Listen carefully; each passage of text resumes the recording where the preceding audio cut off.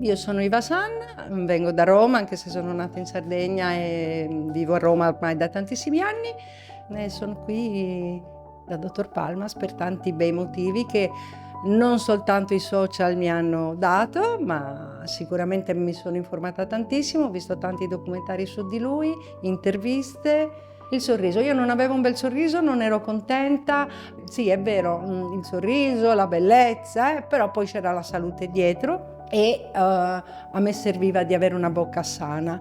Cominciavo a avere un inizio di malattia dentale e gengivale, una piorrea che i denti cominciavano a muoversi e io non ero serena. E ho scelto che per la mia bocca e per la salute della mia bocca era giusto scegliere Dottor Palmas. Si è scelto probabilmente con il protesista di fare degli impianti solamente l'impianto in arcata inferiore. Gli impianti in arcata superiore non sono stati fatti, almeno con una scelta di Dottor Jacob, con il protesista, perché io ho ancora i miei denti che comunque sono buoni, che comunque possono essere ancora salvati. E quindi si è fatto una scelta di quel genere dal punto di vista interventistico, no? Per gli impianti, mentre invece per la protesistica abbiamo scelto di fare i superior, in arcata superiore e in standard premium, credo, nell'arcata inferiore. Mi sono trovata benissimo sia con lui. L'approccio è ovvio, non conosci, arrivi che non sai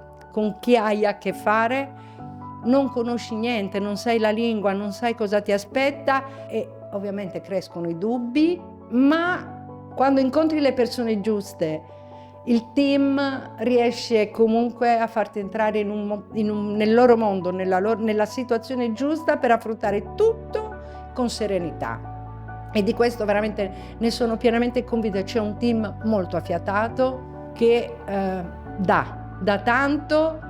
Ragazzi, io oggi è la seconda volta che vengo qui per i definitivi e oggi mi sono commossa, sono veramente commossa, perché ho incontrato persone meravigliose e non lo dico per piacere, non lo dico perché devo comprare un sorriso in più a una persona, no, è veramente quello che sento. Stop. Basta. Grazie veramente di cuore a tutti, è stato bello.